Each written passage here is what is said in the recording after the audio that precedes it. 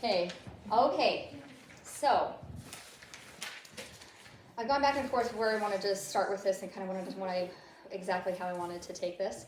So I am just going to trust that what's going to come out of my mouth is supposed to be there. So I am talking today about natural healing and herbal remedies. So I am a student at the School of Natural Healing. If any of you are familiar with Dr. John Christopher, he is an herbalist and started at the School of Natural Healing in the 1950s. It's in Springville. It is the oldest herbal college in the United States. And he died in the 80s, but his family has continued on this legacy of teaching about natural healing and teaching about herbs. They also have lots and lots of products, which you guys are welcome to come and look through my bag when we're done. This is my Dr. Christopher's first aid kit. I have so many products in there that are just fantastic and that are all herbal. They're all based on herbs.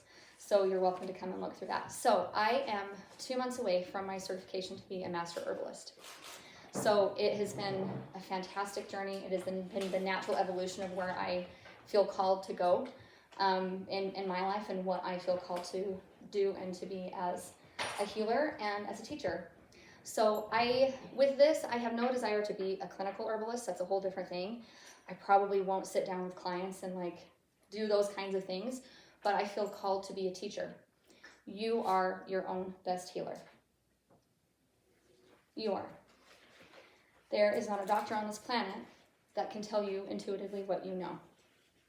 I think that all of us, I hear this all the time as a foots owner, and Tana can probably relate to this experience, where you have someone come in and they begin to tell you all of their diagnoses. I have this, I have this, I have this, I have this, I have this. This hurts, this hurts, this hurts. I'm not okay, and this is how I'm not okay. So many people will come to me and be like, well, I went to a doctor, and the doctor told me there's nothing wrong with me. We did all the blood tests, we did all the things, and there's nothing wrong with me. But I feel like this. I know there's something not right. So many people have had that experience with their children. Take your kids to the pediatrician. This is going on. Well, we ran all the tests. He seems fine. Go home. Take this antibiotic and go home. And you're like, something's not right. There's something deeper. There's something underneath that is not right. So I am going to make one disclaimer, and I'm going to make it one time, and then I'm not going to apologize for anything else that I say. Yes. So I hope that that's okay with you, because I really went back and forth on whether or not I should be as bold as I want to be. There are nurses in this room. There are people who have husbands that are doctors. I have no ill will against the medical profession. Let me just say that right now. I commend you nurses, all the people who have done this training, who have spent the years dedicated to helping other people through medical intervention. I think you're amazing, okay? I hope if you feel like what I'm saying is bashing on doctors, I challenge you to challenge your own thought. I will pretty much guarantee you that there will be multiple of you in this room that are triggered by something that I say. I'm okay with that, because I'm actually excited for you for that, because it will give you a chance to question your belief system about something that has been ingrained in all of us in Western society from the time we were very little. And that is a belief that someone knows more about your health than you do. That you are not your own best source when it comes to your healing and when it comes to how your body works and functions. It's to some degree, every single one of us, at some point, and I'm making a blanket statement because I have enough, I'm going to speak from my life experience. Every single one of us has in some way, shape, or form had experiences where we outsource our healing. Think about that for a minute. That you did not believe your own intuition. You did not believe the sensations that were going on in your body. You felt the need to have a doctor or somebody or an energy healer or a foot owner or somebody else confirm it. All the time. Tell me what's wrong with me. That's not my job. I don't know. What do you think it is? Well, I kind of think that it might be this. I just had this traumatic event happen, or I had an injury as a child and I had this come up. Okay, explore that. What do you think that is? So I want to start I hope you guys can follow my train of thought because I'm a little bit everywhere and I'm trying to go like this. Okay. So I'm going to start with a few stories because I want to speak from my personal experience because that is the only thing that I can speak of authentically that is not coming from a place of me trying to judge you or tell you what to do. Okay, so the disclaimer again that I'm not going to come back to is that I don't hate doctors. Okay? I don't hate doctors. I think that there is absolutely a place for Western medicine. There is a place for it, a time and a place for it. But we're missing a big, big, big piece in our healing. A huge piece. We are missing that natural, holistic approach to our health and to our wellness. We are missing the piece that says, you don't know. Who's the authority? How many conversations, again, just that you have with people? Well, the doctor said this. Well, the doctor said that. Well, the doctor said this. I should go to the doctor to have this checked out. Okay, I'm going to ask you to question that. And I'm not saying, again, disclaimer, I'm not saying if you get in a car accident and your femur is sticking through your leg, you should just go home. I'm not saying that. There is a time and a place for medical intervention. Doctors are really, really, really good at surgery. Doctors are very, very good at those kinds of medical interventions. They go to school for 8 or 12 years to learn how to diagnose and prescribe. That's what they go to school for, to diagnose and to prescribe. And surgery. That's what they're good at, okay? Doesn't mean I don't love them. Thank you for being so good at that, okay? So, my stories. So, my daughter that is 17 recently had a tooth abscess. And it originated from kind of a botched filling last July. So, she gets this cavity filled. And I won't even go into how much I ignored my intuition that she shouldn't do that. But I did. She gets the cavity filled. She starts having issues with that tooth. She can't chew, it's achy, it hurts. If you guys have had tooth pain, you know what that feels like. So she's my daughter that is not the squeaky wheel. She will not tell me if something hurts, she won't tell me. She's just kind of power through it, let's do it. Months go by. Every once in a while she'd be like, oh, my tooth feels kind of funny, I'm not chewing on that side. And I'm like, oh, weird, okay. Don't eat sugar, it hurts when you eat sugar, okay. So then about a month ago, she comes to me and she said, Mom, my tooth hurts so bad. Well of tears, sobbing. She is in so much pain. I just see it all over her face. She's like, my head hurts, my whole side of my face hurts. It hurts so bad. I'm like, yeah, you have a bacterial infection in there and that's been growing for 9 months, right? So I don't know why this is, but I've been very, very blessed to have a lot of experiences in my life, and I have a lot of tools in my tool bag, a lot. But when it comes to my own kids, she's coming. I'm like, what do I do? What do I do? What do I do? What do I do? I'm like, what do I do? So I just kind of take a deep breath, and I'm like, this is what I know. Get on her feet. Get on her feet, okay? So I get her a cold cloth for her head. I have her get clove oil. If those of you essential oil people, what does clove oil do? Antibacterial, what else? Antiviral, it's numbing. Back in the old days, people used to use clove for dental work before there was anesthetic or anything like that. Take a little bit of clove oil, rub it on the gums. It is a numbing agent and it kills bacteria. Okay, so I have her rub clove oil on her teeth, cold cloth on her head. I get on her feet and I start zoning her. About halfway through the foot zone, I see this relief come across her face. Her face softens, she stops crying, and she's almost asleep.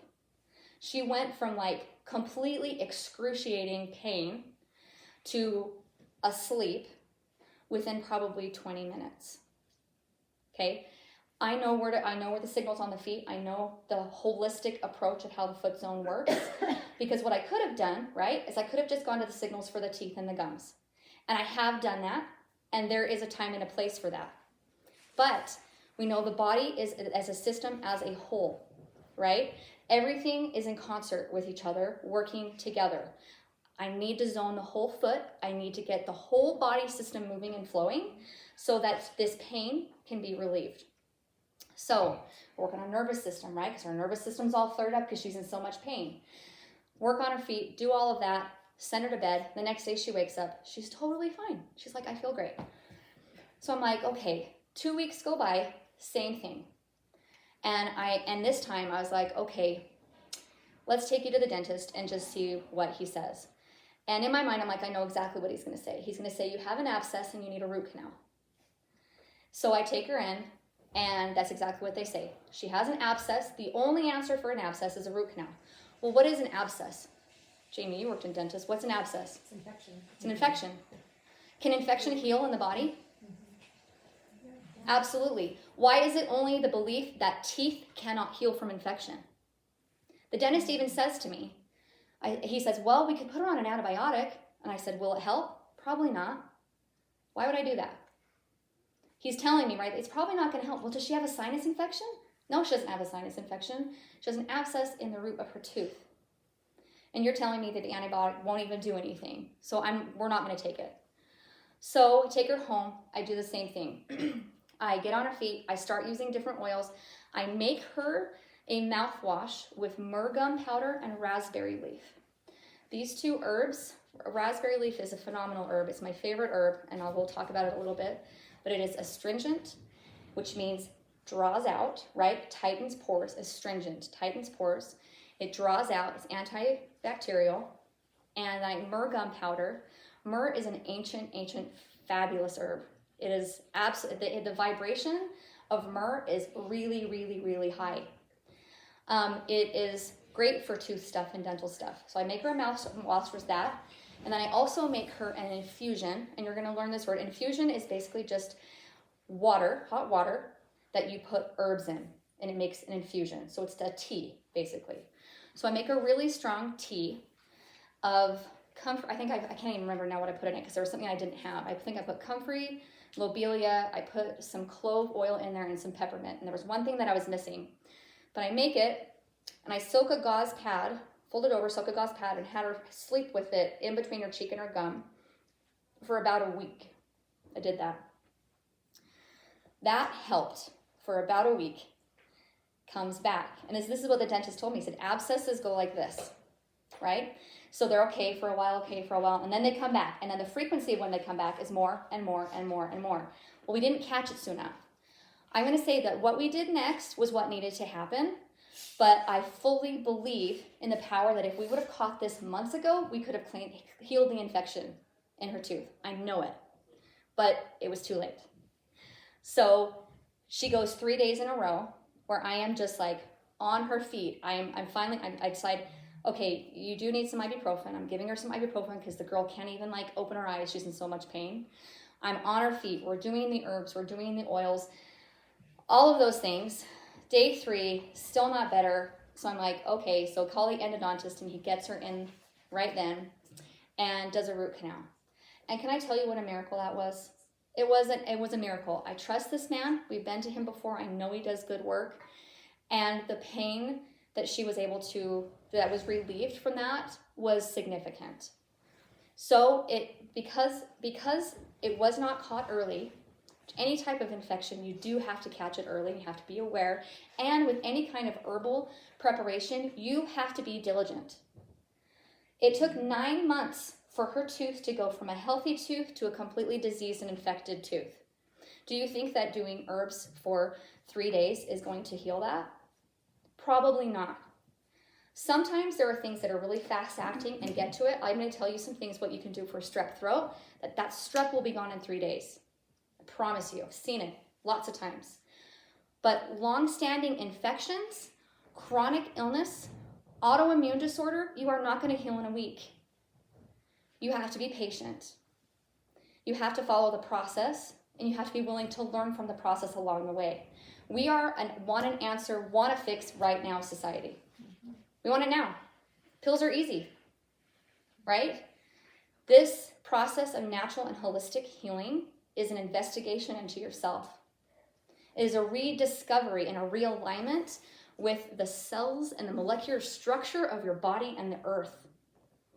So it's not going to be, most of the time, very fast. One other thing about this tooth issue. So the first time the abscess flared up, I go down, and you're familiar with Louise Hay. Yeah. Some of you are familiar with Louise Hay. She has a book called You Can Heal Your Life. And I go down and I get the book, and I'm like, okay, what are the emotions behind the teeth? Does anybody know? Emotions behind teeth?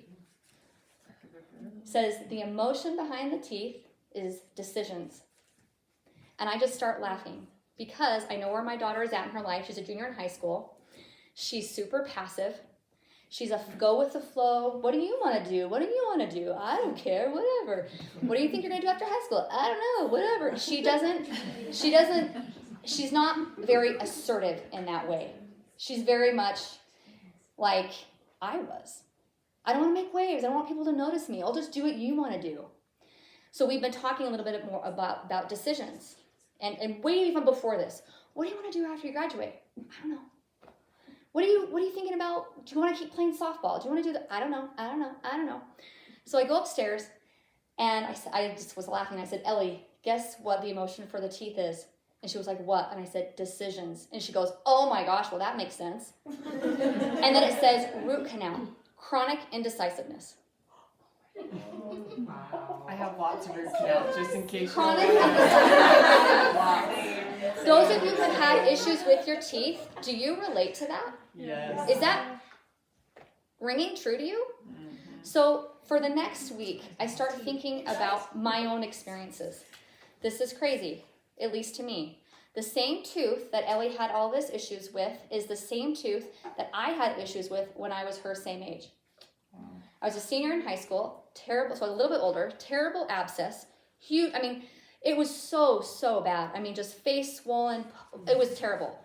I end up having, over the course of 15 years, I have 3 root canals on the same tooth. They perforate the root. I have infection growing in there for 15 years. They end up pulling the tooth, and I have to get an implant. So I now have a titanium post in that tooth. They messed up, do you remember this? That doctor in Arizona, whatever his name was, they messed up the post.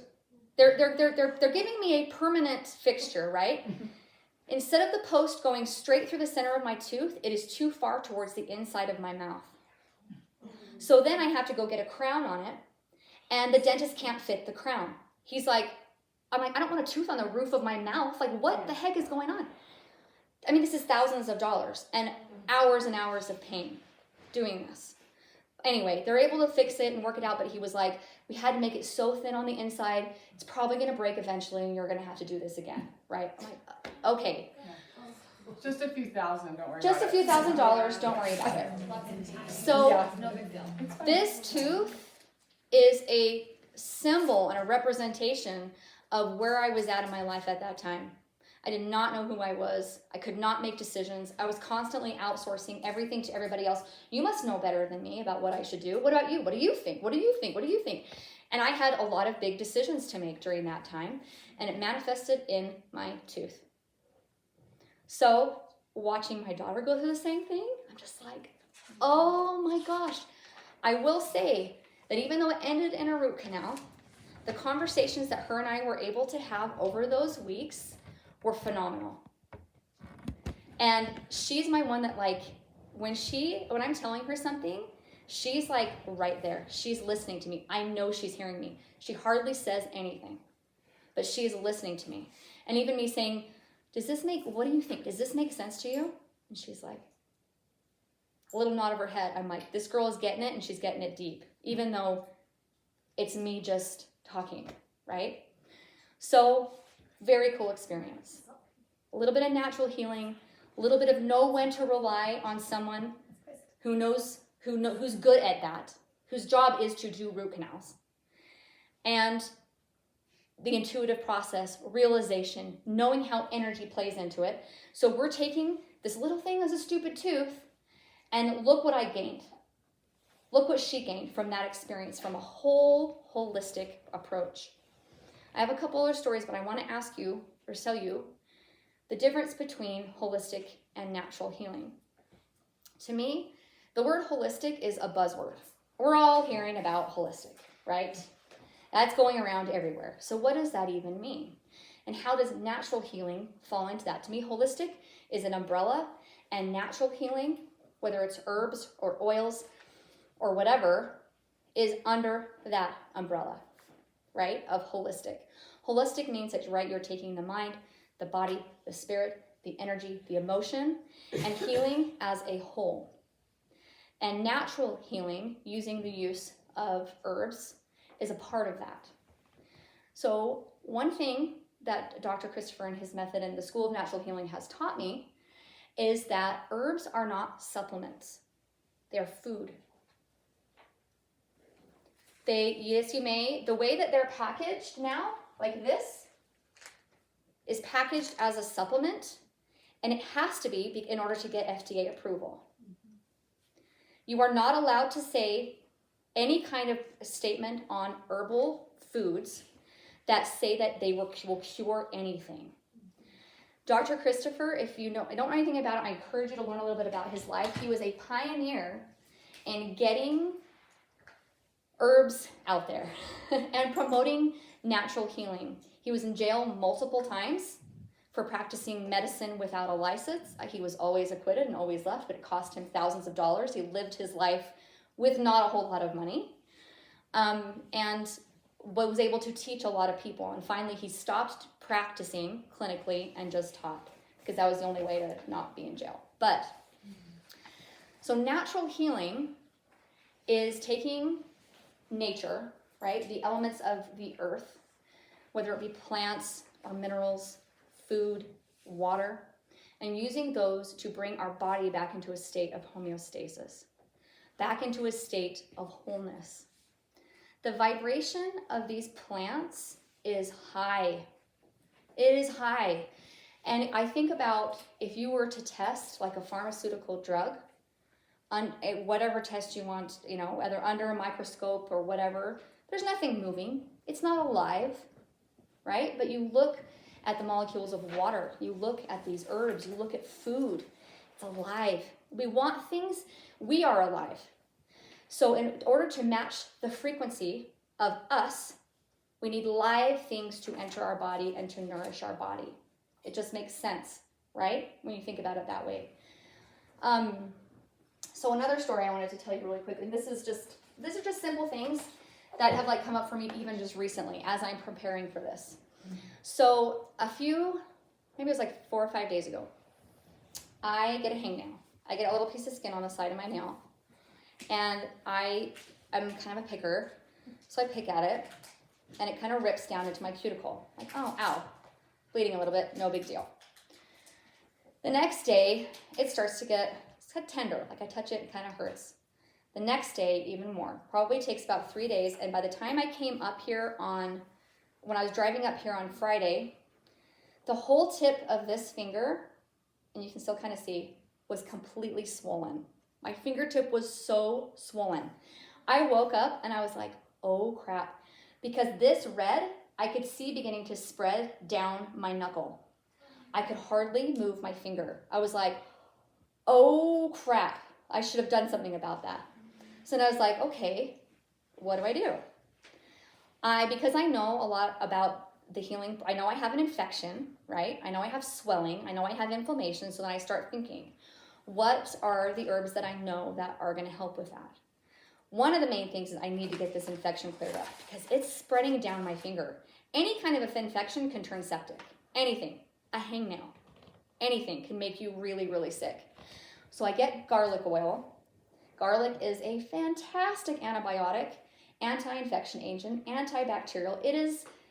You have this in your pantry. You have no idea the power of that food that's in your pantry.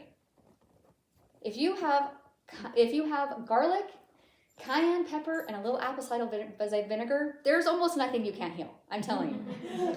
So I put the garlic oil on my finger. I begin to kind of rub and massage. I put it on a Band-Aid, put it around my finger, drive up here. The drive up here, I was like, what is going on? I start to feel the infection almost start to creep up my hand. And so in my mind, I'm seeing it. And I'm like down, down and out, down and out, down and out. And I'm shaking my hand. Whenever I get a second, I'm massaging it down and I'm visualizing in my mind, because I'm taking a holistic approach to this, right? I've got the garlic oil on my finger, acting as that drying agent. I want the infection up and out of my nail because I know it can get out through the nail bed. I'm seeing it. And about halfway through, it was really hurting. Like I could feel my heartbeat in the tip of my finger. It was hurting. By the time I get here and I take it off, the pain had pretty much subsided. My finger was more swollen than it had been because everything was now up here in the tip. But I keep working on it. I then start to put some helichrysum on it, and I put some melaleuca on it. And because I was doing face zoning, I'm like, my hand stinks like garlic, so I don't want like garlic on my hands. But I put some helichrysum and some melaleuca on it. And I do that throughout the day. Do another 2 rounds of garlic oil. And then by the end of yesterday, it releases. All this infection comes out. And I could literally see the back of my finger going from purple and swollen to the color of my natural finger coming back, and I could see it changing, right? So I do a little bit more garlic oil before I go to bed, and I wake up this morning. I have all the mobility back. It does not hurt at all. It's still a little bit red. The infection, so the inflammation is still there, but the infection is almost gone. I'm telling you, garlic is phenomenal. It is absolutely amazing, and we don't know how to use it, or we don't believe it. I was thinking about some of the blockages of why we don't use herbs. I think one of them is lack of knowledge, and another one is that we don't believe that they're fine. All right, I guess I'll drink some chamomile tea. Like, what's that gonna do? We don't believe that they are really going to work, or that they are as powerful as they are. They are incredibly powerful. Incredibly, incredibly powerful. And they're, like I said, the vibration and the frequency of these plants is really, really high. Okay, so we're going to take a step back, and I kind of want to, I've talked a little bit about the details of a few of these things, but I want to take it macro for just a second, super big. And then we're going to bring it down a little bit. So some of the principles of natural healing, and we kind of talked about a little bit of why we do this, and I want to talk a little bit about some of the actual principles to start kind of on a healing journey. So one of the things, and I actually want you to write this down. I know you guys are going to think I'm weird, but we're going to do it. I want you to write down how many times a day or a week you have a bowel movement. How often do you go poop? Be honest about it. And let's just use the last week or the last couple days as an example. It is worse when you're traveling, and everyone's probably a little constipated. Your bowel movements are going to be an indicator for your health like almost nothing else. We live in a very, very constipated world and society. In fact, Addie, you work at a clinic that does endoscopies. So you see people's colons and issues in bowels. So you probably see a lot of colon cancer, a lot of diverticulitis, a lot of irritable bowel, a lot of all sorts of stuff, right? Colon, and I don't know the statistics exactly on this, so someone can look it up and correct me if I'm wrong. But the last statistic, and you may have heard this too, but how common is colon cancer? I don't know the exact. I don't know the exact number, but it's really, really high. Really, it is one of the highest types of cancer. Our bowels are a mess. As a society, as a Western society, they are a mess. Part of that is cultural belief, and I'm so grateful for indoor plumbing. I'm so grateful for sanitation. But one, we don't go to the bathroom in the right position. We're embarrassed by it. We eat foods that congest and clog the body. There are lots of mucus-forming foods, lots of things that have a lot of Glenda mentioned toxicity. We live in a toxic world, and our food has become incredibly toxic. Incredibly toxic. I am going to preach to you that you, as much as you can, eat organic foods. It's not nothing. It's not silly. I know a lot of people, organic, whatever. If you saw what they were putting on that food, you would not want to eat it. As much as you possibly can, buy organic food. It's more expensive, yes, but this is your health. This is your body, and you are worth it, Tana. So I heard a quote a while ago, but it's, if you don't invest in your health now, you will be paying for it for the rest of your life. Right. So why not? Absolutely. It's extra $2. Absolutely. It's worth it. Look at the shampoos that you're using. Look at the lotions you're putting on your body. Look at the makeup that you're using. Look at all of the products. And I'm not saying go home and like clear everything out. This is a process. And there are some really great resources. I love Just Ingredients. I love her. If you're not familiar with her on Instagram, listen to her podcast. Look at her. She is a nutritionist, and she has been a really great influence on a lot of people to help them clean up their pantries and clean up your products that you're using. Another lady that I really, really like, that I actually just met her last week and did a hair scan with her, her name's Janique Roney, and she has a podcast and an office called Provo Health, and it's called Gutsy Health. If you haven't heard of her, I would look her up too. She's fantastic. She's been super helpful in a lot of ways. So I'm saying lots and lots of resources, but look at what you're buying. And this is not about making you feel guilty. This is not about any of that, but it's just about becoming a little bit more conscious and aware of what you put in your body and what you put on your body. All of the toxicity that you put in and on your body are going to, in some way, shape, or form, make you constipated. Dr. Christopher said there is one disease. That disease is constipation. When we think of constipation, we think constipation of the bowel. We have 4 avenues of elimination in the body. They are the bowels, the urinary tract, the skin, and the breath. When any one of those 4 avenues of elimination gets congested, that is constipation. When you have bowels, urinary tract, breath, and skin, having those 4 avenues of elimination clean and clear and open is going to keep you healthy. One of the things that Dr. Christopher said, one of his quotes that I loved, he said, "Supreme cleanliness is the first step toward a healthy body." Got to keep it clean. Keep that clean, inside and outside. And I could go on, and I know some of you in this room know more about this, all this stuff than I do. But if you, little simple things with the skin, dry brushing. Who's dry brushed? Dry brushing. Get the lymph moving. Get the dead skin off of the cells. Your urinary tract. Look at your water. What are you drinking? One of the things that I might challenge you a little bit on, and that I've learned through the School of Natural Healing, is the importance of distilled water. How many people think that you shouldn't drink distilled water? Or you've heard you shouldn't drink distilled water? You've heard you shouldn't drink distilled water. Because distilled water is pure hydrogen and oxygen. There's no minerals in it. So it is a hungry water. So the thought behind it was that you shouldn't drink distilled water because it's going to leach all the minerals out of your body. Yeah. It's not true. Really? So I want to read you a little bit. I want to kind of challenge your thinking a little bit about this and help you kind of understand a little bit about distilled water in healing. And I'm going to talk about distilled water in healing. I personally just drink almost exclusively distilled water now. I have also an AquaTrue filter, so I drink both. But when we are in a healing crisis, there is nothing better than distilled water. I'm telling you, last time one of my daughters had strep, I did all the things that I always do, and I'll tell you about that in a little bit. But then I started giving her distilled water. I said, I want you to drink a gallon of distilled water a day while you're sick. 3 days later, she's 100%. She's totally fine. And she was like, Mom, I think that water did more to get rid of this than any of that other crap you were doing. And I was like, okay, I believe it. So water containing nothing but hydrogen and oxygen is pure water. And this is the only kind of water which blood and lymph can use in their work. Both the blood and the lymph require pure water to assist them in their function. Distilled water is water in its purest form.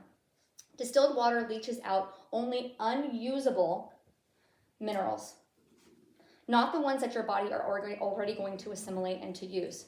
So if you look at the body process, when you take in something, it goes down into your stomach, right? Mixed with that hydrochloric acid, begins to process out, makes its way through the liver and through the pancreas and all this kind of stuff.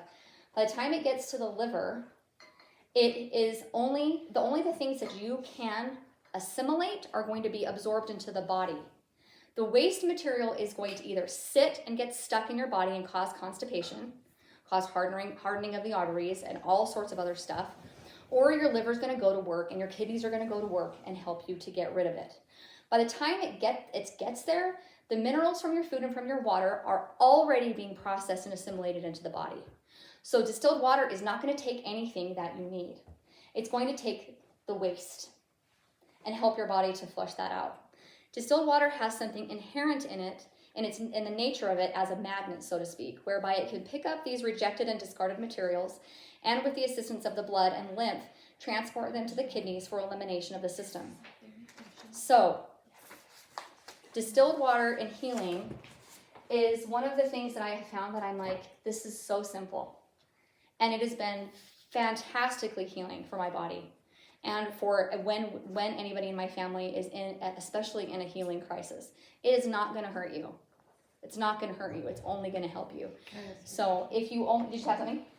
Can you make your own distilled Yes, water? 'Cause I it's have a water impossible distiller. to get Yeah, right now. that's what I was finding. Can't find it Nicole, anywhere. we found the same thing. We Both have of it in us the actually studio. just bought water distillers. You were using it for the studio for some things, but you can't find it. So you can buy. I bought a water distiller off of Amazon. I think it makes 1 gallon of water at a time. It's like $160. I got one too. You got one too? Okay, Yeah. awesome. I think mine was only like maybe 90. It was a They've little bit gone cheaper. They've gone up because you Because can't find nobody can distilled get water. distilled water. Yes. Mine Yeah. So I would maybe encourage you looking into that. No, why is that? I have no idea.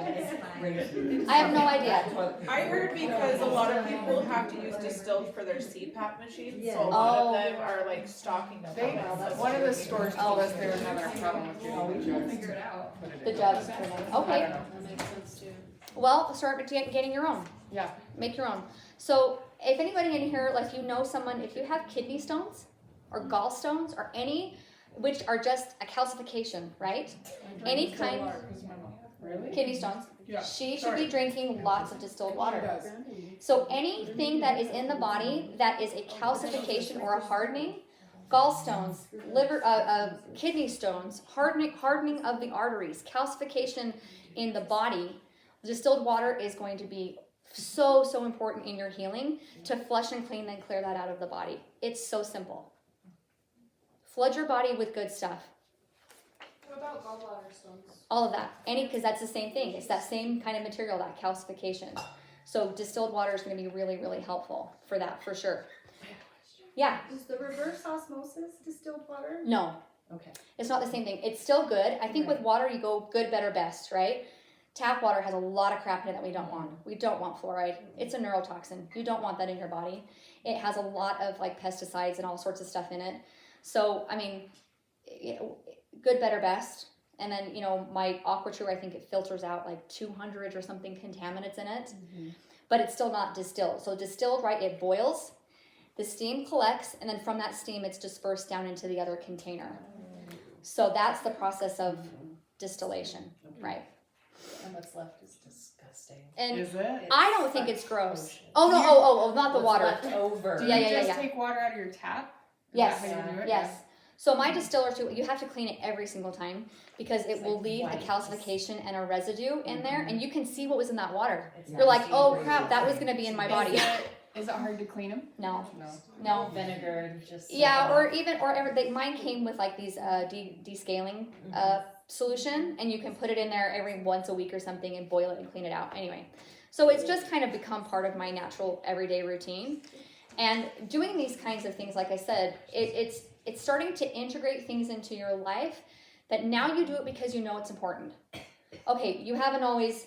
I fill up my water distiller every single day. It's part of my routine. Fill up the AquaTrue. I fill up the distiller.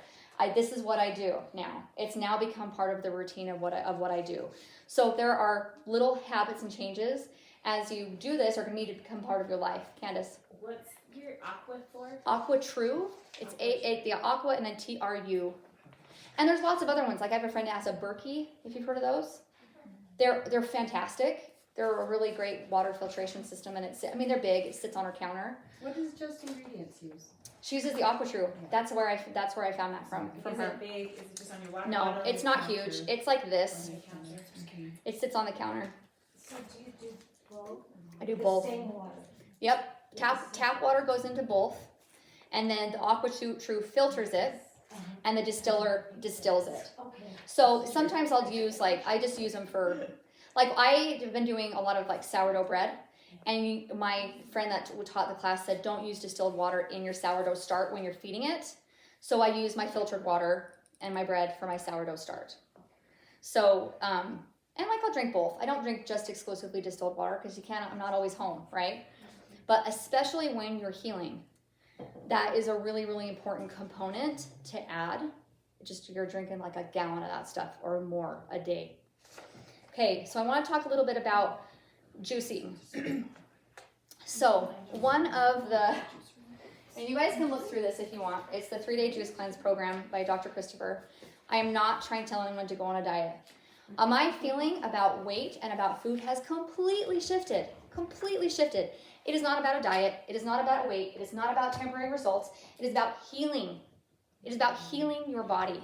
And the way that and food is a magnificent source of doing that. Food and water. Food, water, movement, breath. That's how we heal. So I have done this juice cleanse twice. And I will speak from my experience with it. So the idea of this, and my intention now is to do it with the change of the season. So as the seasons change, like I don't know about you, but this winter, by the time like April came, I was feeling so sluggish. My super bad brain fog. I knew I hadn't been eating that great. My bowels were congested. I felt so tired all the time. I was like, I need a good like sprinkling of my whole internal system. So with this juice cleanse, it's very simple. It is very effective.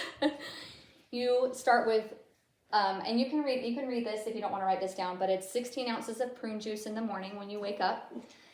And then you take a shot of olive oil. Okay? You're doing the olive oil 3 times a day. After you do the prune juice, within a half an hour, you take 8 ounces of any kind of juice. I use apple. You can use citrus. You can use carrot. You can use celery, whatever, but it's a single juice. For 30 minutes throughout the whole day, you're alternating 8 ounces of juice, 8 ounces of distilled water. It's brutal, you guys. So it's, and I'm going to just write this down, or you can come take a picture of it because it's a little easier to do that in there. So you're on the toilet all day long. There's no like, there's no way to put it. I cannot tell you that it is a pleasant experience. It's not.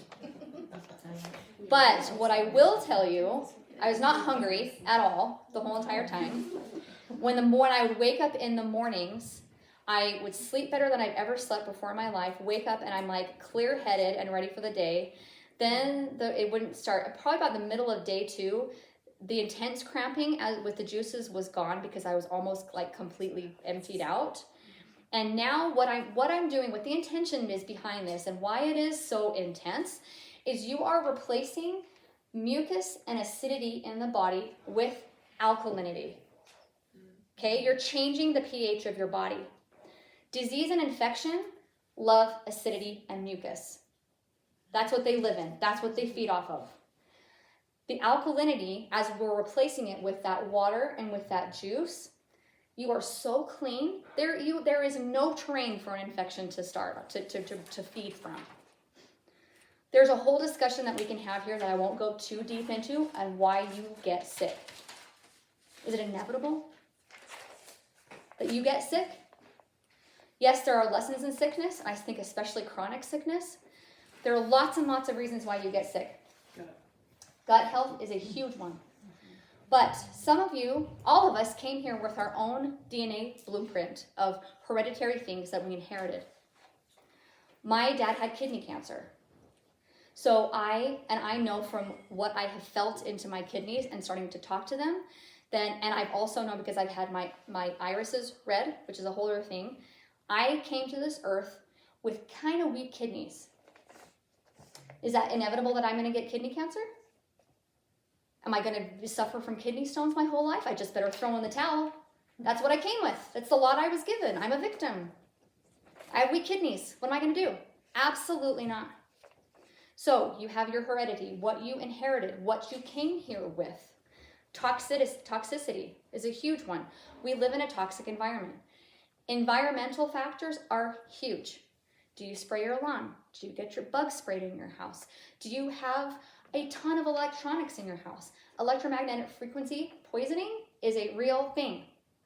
There are in the process of beginning to cleanse and nourish the body.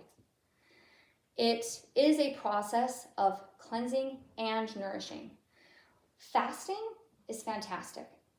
Fasting is something that cleanses the body, but it doesn't really nourish it. This is why I like the juice cleanse, because it's doing both at the same time. It's not only cleansing the body of toxicity and mucus and acidity, but it is nourishing as well.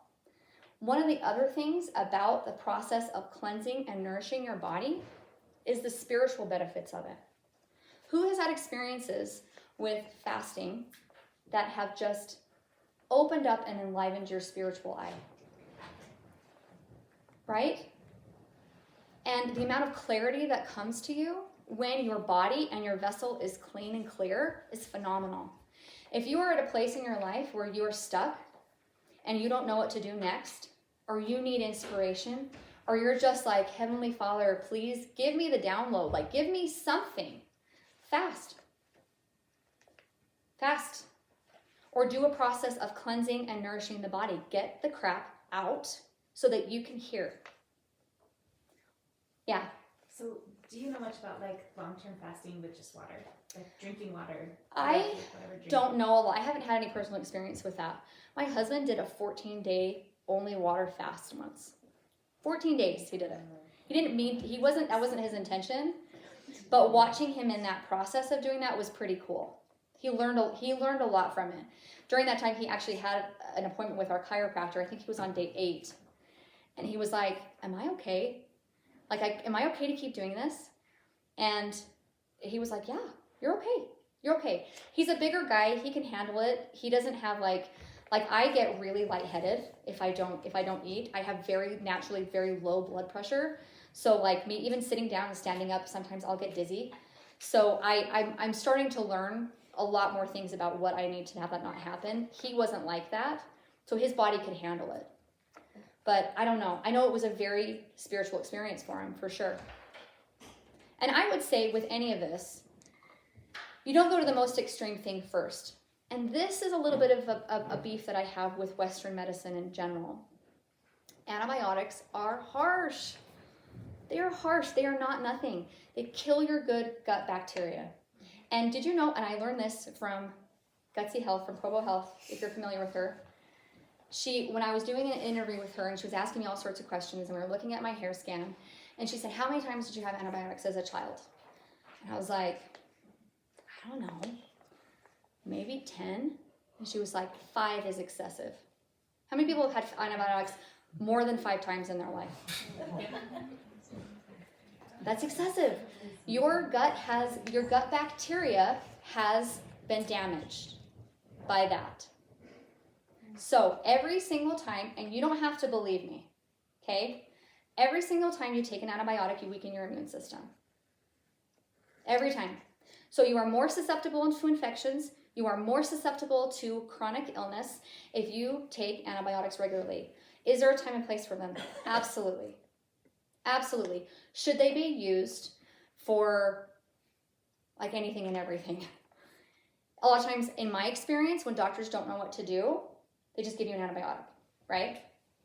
I will ask you and encourage you to question that. And this is my hope for everybody. And this is what, when we were talking about this, kind of my intention with what I'm saying, I'm giving you a lot of information now, but my intention with this is that every single one of you leave here a little bit more empowered to take care of yourself and your family. Because for me, so much of confidence and self-assurance has come from the knowledge that I have a lot of tools, that I know how to take care of myself and my family. I know the things that I need to do to keep myself healthy and away from chronic illness, away from autoimmune disorders, and away from things that are going to make the quality of my life poor and distract me from my higher purpose, right? If you are super sick and you cannot think about anything else, the saying that if you have your health, you have everything is true.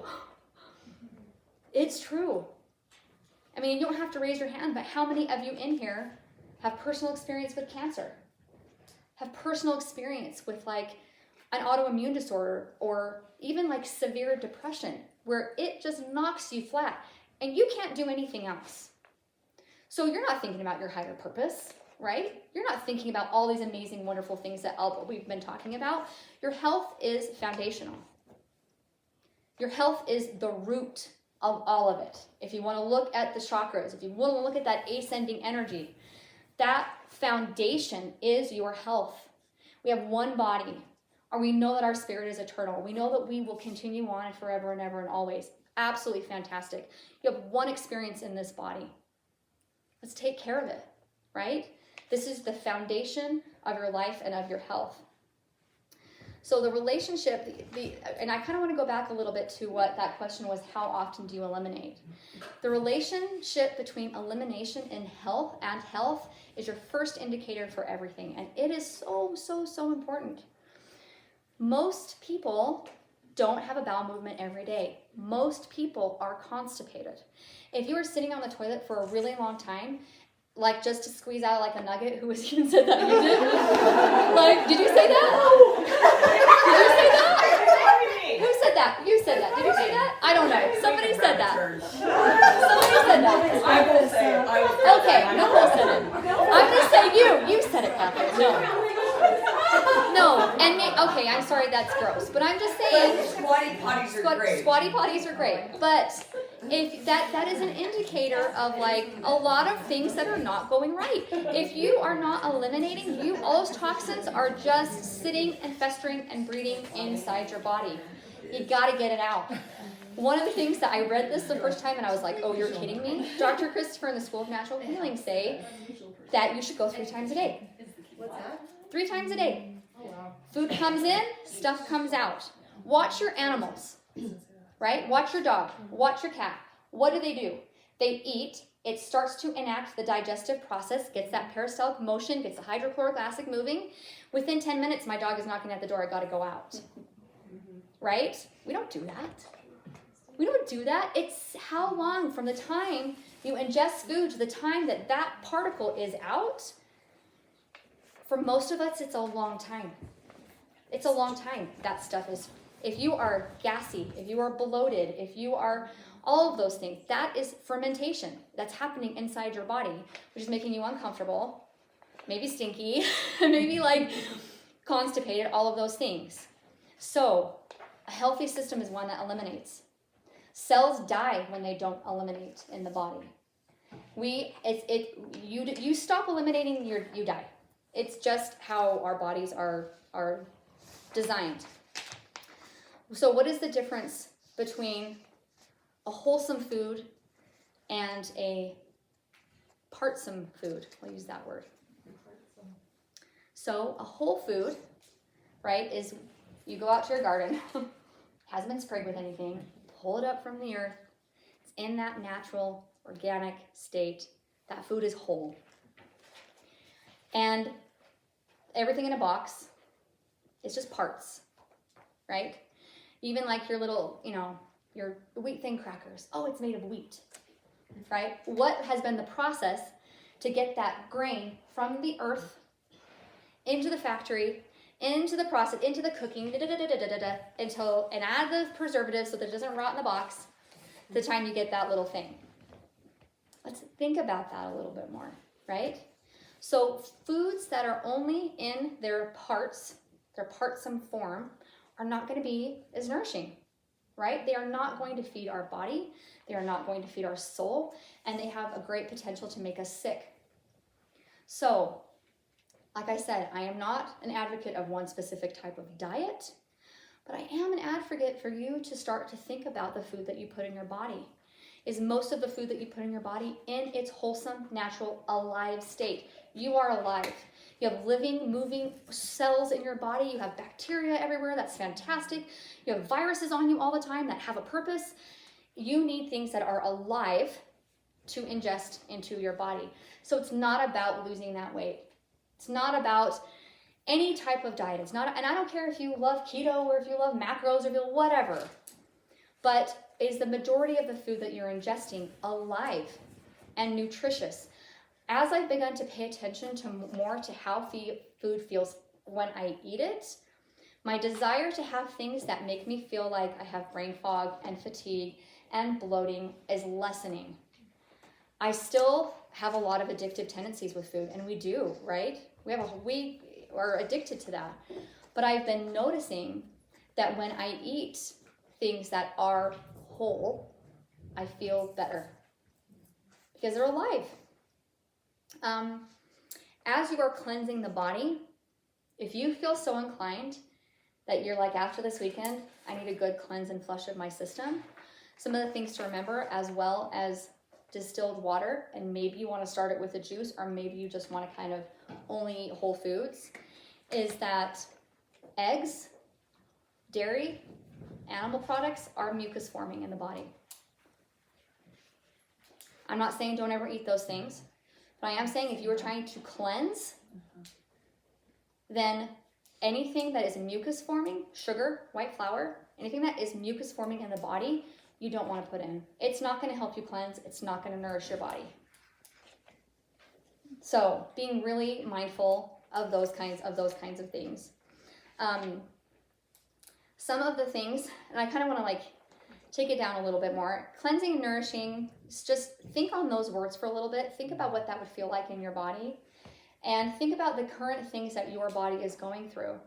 If you have respiratory distress, if you have asthma, if you have chronic bronchitis, if you have a hard time with congested and stuffed up sinuses all the time, dairy's not your friend.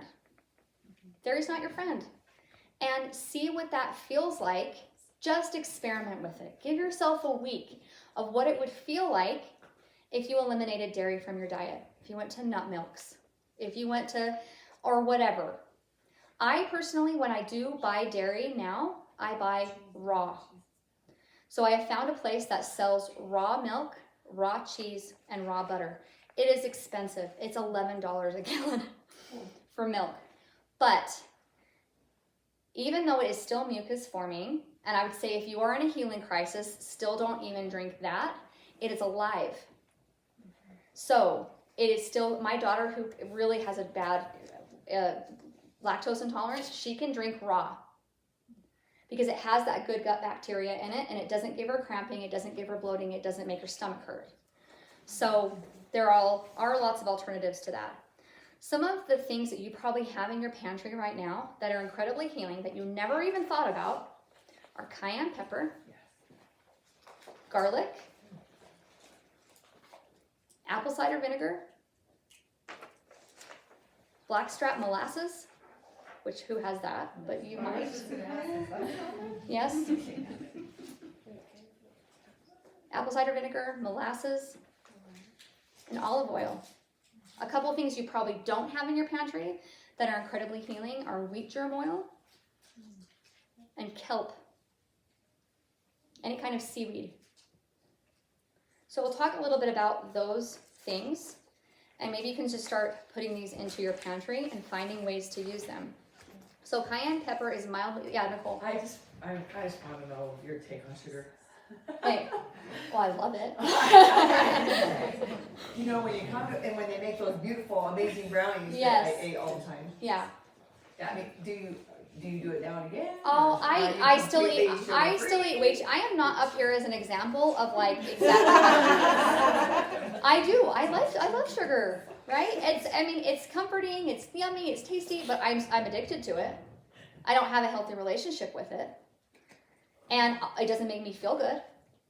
I've noticed that my personal body and the constitution that I have is actually way more sensitive to meat products. I get really tired when I eat red meat. So I'm personally way more sensitive to meat. I'm way more sensitive to caffeine. It gives me like horrible digestive distress. Do I still drink it? Sometimes, yeah, I do. But I'm noticing as I'm getting older and as I'm paying attention, the things that I'm more sensitive to. So sugar is not, for me personally, it doesn't give, I don't know. I don't have like the huge spikes and crashes that maybe a lot of people do. I'm not eating it all day long. Is it fine every once in a while? Of course. But it's in moderation, and it's about you tuning into what the signals that your body's beginning to tell you. Do you have a healthy relationship with sugar? And if you don't, look into that. Yeah. Yeah. No.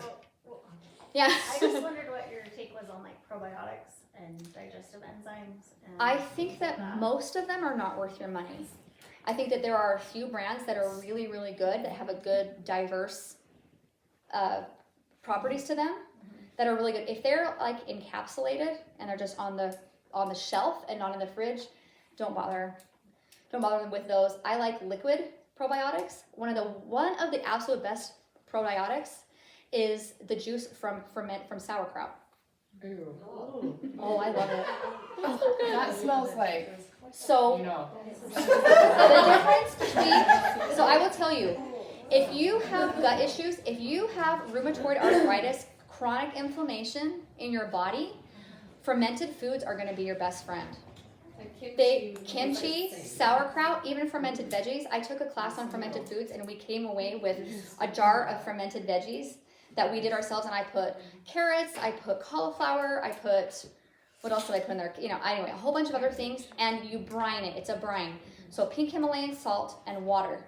And then you can put all of your, you know, herbs or whatever, or what you want in there.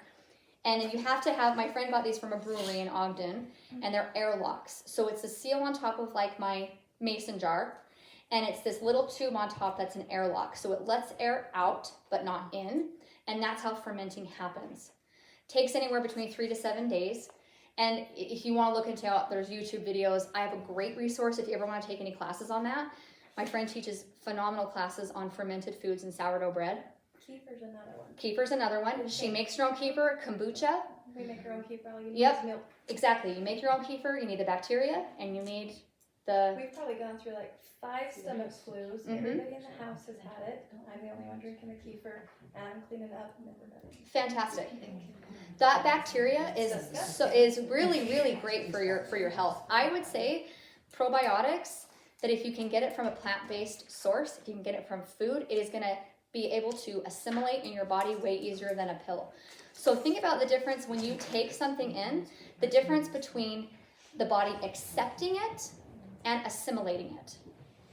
So a lot of the pills and stuff that we take, yes, we can accept it, our body can ingest it, but it will just like go right through us because our environments are toxic. We have a lot of gut issues, bad bacteria going on. We have a lot of mucus in the body, and so we're not absorbing it into the cells. We're not assimilating it and using it.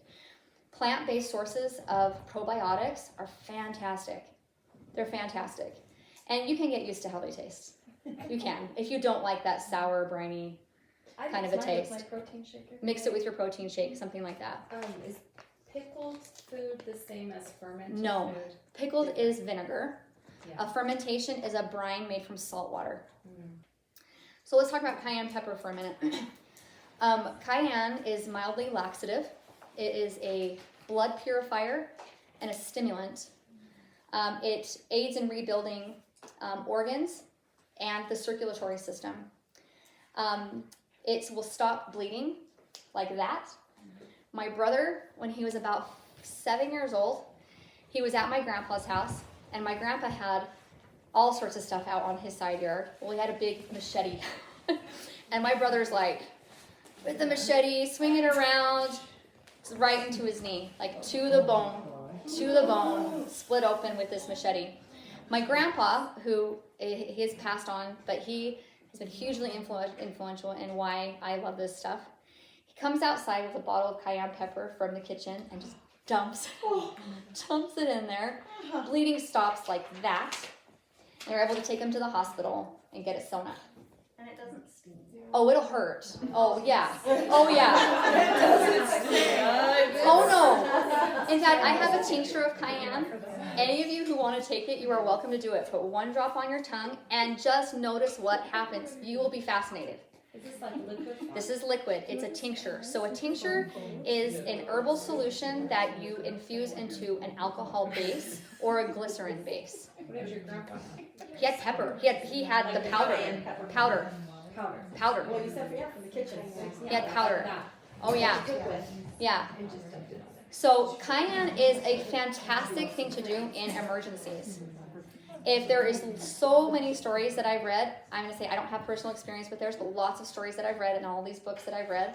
Someone's in the middle of a heart attack, a couple drops of cayenne in their mouth, and it will help and it will stop their heart attack, especially long enough for you to get them to the hospital or make them be okay. So it is great if you are in shock. If you've ever had an instance like people, giving birth or something like that, where you're just in a state of shock, face goes white, stuff like that, a couple drops of cayenne pepper will bring blood into the area. And one of the best things that you can do with any of these things that you are unsure of is try it. Nothing beats personal experience. Nothing beats it. You can hear, yeah. So use the circulation too. So like if you're always cold. Yeah. How would you suggest? So you can use a cayenne ointment. So it is just a salve with cayenne pepper in it. Rub that on your feet, rub that on your hands, the areas in which you're cold where you want heat to come to. Very, very quickly, you will feel blood drawn to that area. You will see it. The skin will start to turn a little bit red, and you'll feel that flush of heat. Tana? Have you ever used it with Raynaud's? With what? Raynaud's? I don't know what that is. Where the hands and Oh, feet are cold. It's a Oh, circulation okay, disease. yeah. Yeah, I circulation issue. haven't ever been able to fix it. And Try cayenne okay. and see what that does. Where do you get the cayenne oil? So I bought it at the herb shop, Dr. Christopher's herb shop. You can make your own. It's super easy if you want to. But yeah, you can go to any natural store and ask for like a tincture of cayenne or an infusion or something like. You can do an infused oil. So if you grow cayenne, the peppers, the long red peppers, you can get olive oil, kind of chop them up, put them in the oil, and let them sit for about 2 weeks. Strain off the peppers, and you have an infused oil of cayenne. So it's simple. It's super, super simple and very, very effective. So if I would try it, there's a cayenne salve that I've seen. That Dr. Christopher That he makes, and maybe you might want to, if you're doing it on someone else, you might want to wear gloves. Yeah. But yeah, so definitely don't rub your eyes or anything like that. But I would say just experiment with it. I mean, yeah, it's a little bit unpleasant, but you'll notice you take 1 drop, and I let anyone who wants to try 1 drop of cayenne on your tongue. Your face will begin to turn red because all of the blood is rushing up here. Your sinuses will probably begin to run. Your eyes might start to water. All of that is not a problem. It's all good. You're just flushing stuff that is needing and ready to come out. So it's just fascinating to me what these things from the earth can do. Like, could you ingest it? Absolutely. Help your whole circulatory system? I know people who take a half a teaspoon of cayenne in hot water, stir it up, and drink that every day as a tonic.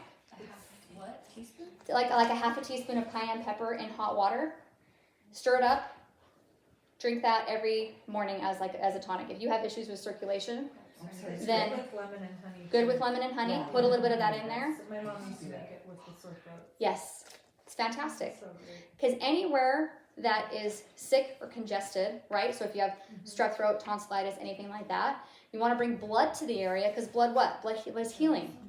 And the cayenne is going to bring blood to the area. So it's going to make healing happen a lot faster. It is a miracle herb.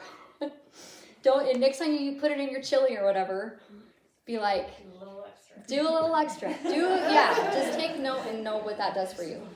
So blackstrap molasses are kind of interesting. You can use molasses as a sugar substitute. They are kind of a refined form, or not refined, or they're derived from sugar, but it actually has a lower, what's the glycemic index or whatever on the glycemic index. It's shown to help with anemia, arthritis, PMS symptoms, and blood sugar spikes. So, and it also helps, it's very, very rich in iron. So anemia, if you are anemic, blackstrap, Arthritis. and PMS, and blood sugar spikes. Because it is lower or higher on the glycemic index, it has a more even release of sugar.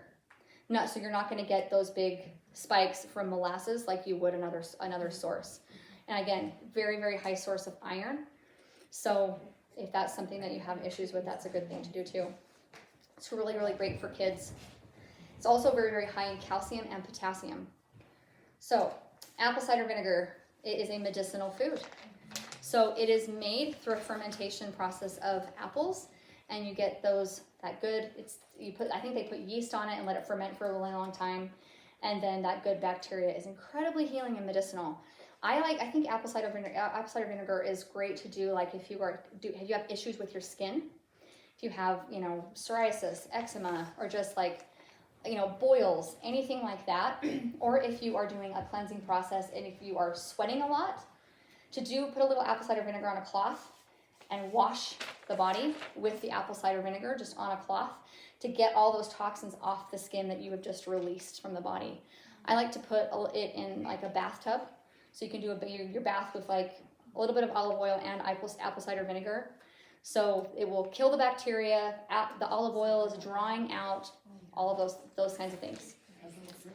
And it helps to rebuild the pH of the skin and of the body. What about apple cider vinegar shots? Yeah, they're great. What about, does it do anything to your teeth? Like I don't know. Do you like drink it with straws because it degrades your teeth? I don't know. Maybe. I don't Like, know. if you were to do it like every day. Yeah, maybe if you're swishing it around your mouth or something like that. Well, but But even if you did, then I would just say chase it with water. chase it with water to rinse it out or whatever. Get it Yeah. off your teeth. Yeah, I don't know. Or brush your teeth. But yeah, it's a really great healing aid for sure. And I, Yeah. I've heard, like you have to get a good apple cider vinegar, like Yep. Bragg's. The Bragg's. Is that right? Mhm. Like that matters. Yep. The one it says with the mother, Yeah. and the mother is the bacteria. So that's you want that. I didn't know why. Why you're like, what does that mean with the mother? No, the mother is the bacteria. Everyone needs the mother. Yeah. So if you again, it's like the same thing with the Bubby's pickles or the sauerkraut. If you look at the bottle of apple cider vinegar and you can see kind of a white film forming at the bottom, or you shake it up and it's kind of murky, that's good. You want that. You want that. That's the bacteria. So you want that for sure. And it's Bragg's. Bragg's is a good brand. Yeah, I like that one. Another really healing thing is olive oil. It is a whole food. Olive oil is incredibly healing for the body. If one of your kids, or if you have kidney issues or issues with your liver or anything like that, give them a little massage with olive oil over their kidneys or over their liver, or even rub their feet with a little bit of olive oil. It's super healing. It goes into the tissues and heals. Your body absorbs it and takes it in and is healing from it. Is there a certain brand of that you like, or all No, brands that you like? I like ones that say like organic extra virgin olive oil. Those are kind of, there are some that will say like single pressed olive oil or something like that, but I buy it everywhere. I don't have a single brand that I like. And do you have to keep that in a dark, cold space? Most of the ones that I found come in dark bottles, Yeah, and that's fine. and that's It's on the fine. shelf. Yeah. Okay. You'll be able to tell if it's not good. Like they do have expiration dates on them, and if you, because I have before opened, I had this much olive oil in a bottle that I forgot about, and it smells rancid. Yeah, throw it away. What about even Costco has I know those big ones. And it's darker. Yeah. I didn't know if that's still, is that like a dark enough bottle? I think that's totally fine as long as you're using it and you're not, it's not sitting there forever and going bad. But it lubricates the bile ducts and it helps and aids in healthy elimination. So it's going to help get things moving. It's going to help bile produce, which you need the bile to mix to help you to digest and help you to kind of to eliminate healthy. Wheat germ oil is another thing. It tastes nasty. It's really bad. If you're going to take it internally, then I would buy some of those little capsules, the empty capsules, and put it in there and take it internally. It's really high in vitamin E, and it's an important rejuvenating aid for the body as it heals. It lowers cholesterol. It's great for the skin, great for the hair. A lot of people that I know and stories that I've read about, especially issues with female reproductive organs. If you have PCOS, if you have all the myriad of things that can go, if you have crazy, horrible, terrible periods that are super painful, wheat germ oil is a really great aid to start taking internally, massaging externally on the area. It's a very healing whole food. Kelp and other types of seaweed are really high in iodine. So thyroid issues right now are super common. I know a lot of people who have Hashimoto's, a lot of people who have hyperthyroidism, a lot of people who are struggling with the thyroid. And kelp and all of those seaweeds and stuff like that are really helpful. You can get it in powdered form and put it in your smoothie. You can take it in pills. You can eat it like seaweed snacks or whatever, or find it in other kinds of ways.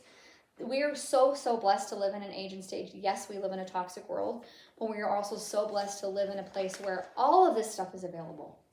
There's so many resources. You can buy this on Amazon. You can go. This stuff is not hard to find and hard to come by anymore. These healing aids are out there and available to us. So I wanted to tell you just a few things that I have done over the years that have been really helpful for my family. one of the things that a friend of mine told me about this, oh my gosh, it was probably maybe like 17 years ago was the first time I heard about this, and it's wet socks. So even before I became a foot zoner or even knew that much about reflexology, I started learning about how the feet can help us heal, how you have a map of your body on the soles of your feet. So the principles of wet socks are, it's actually originates back to like Aboriginal cultures. And what they would do when someone was sick is they would dig a hole in the earth, they would have the person stand in it, and they would bury their feet in the earth. So what that does, the cold earth underneath, and probably a lot of the principles in the earth, acts as a drawing agent. It brings fever, especially fevered conditions, anything that's fevery or up here, it just draws all of that out and to the feet and helps you to heal. So what I would do with my kids, and I've done this for years, is if they have a fever, the first thing that I do is I will rub their feet with, like, even if you just have like Bengay or just some sort of essential oil, rub that on the soles of their feet, concentrate on their toes, which is their brain and their head. And then you take a cotton sock, soak it in really as warm water as you can stand, wring it out, put the wet sock on, and then cover it with a thick wool sock. And they sleep like that. So what I have found is if they have a really high fever, those socks are dry in 45 minutes. It's crazy. And then you take them off, you soak them, you do it again. And you do it again, and you do it again, and you do it again until the fever is drawn down. Most of the time, the fever's gone in one night. Most of the time. Especially if I'm doing other things to help to clean and clear their body, if I'm giving them a nice diaphoretic tea. Diaphoretic means you sweat. Diuretic means that water and liquid is eliminated through the kidneys. So 2 different ways to release water from the body. Wet socks has been a lifesaver. It's so simple. Give my kids some hot tea, give them some hot lemon and honey, maybe a little cayenne, and put wet socks on their feet. And the act of you as their mom, holding their feet, giving them a little bit of rub, giving them a little bit of attention is super, super healing. They feel like, okay, mom's here. She's got me, right? She's gonna take care of me and help me. If there is infection involved with the fever, I would say use a garlic paste on the feet. So what you would do is you would take maybe like 5 or 6 cloves of garlic. You would take the skin off, you would crush them and chop them up, and then you would mix them with a salve or Vaseline. It can be Vaseline, that's fine. So you're making it into a thick paste. Then what you would do is you would take a strip of gauze or an ace bandage, and you would smear that garlic paste on the bandage, stick it to the sole of their foot, wrap it in another ace bandage or even plastic wrap. Plastic is great because it was going to hold that heat in there, and slip like a heavy wool sock over their foot. So, I did forget to say, I did that with my daughter Ellie with the tooth. The first time she got it, when she woke up the next day and she was fine. But, I mean, it's smelly and it's messy. I just told her, I was like, you have to make sure you shower in the morning because you're going to smell like garlic all day if you don't. But it works. So that garlic is getting into the system, and also be a little careful with garlic because it can burn the skin. On the sole of the foot, it probably isn't going to burn because your foot can handle that. But if it gets onto the skin on the top, you just want to make sure what you can do, and I should have maybe said this first, is rub the foot with olive oil first, and then put the garlic paste on. So it's not going to burn, and then you still have that like healing element of the olive oil. So anytime that there is infection involved, like think garlic. How can I use garlic here? Garlic. Anywhere there is infection, how can I use garlic? Okay, I'm going to take it internally, and I'm going to use it externally. Internally and externally. Use it. My mom, when I was a kid, she had some really bad experiences with doctors, and so going to the doctor was not something that she loved to do. And so she just started learning about how to use food as medicine.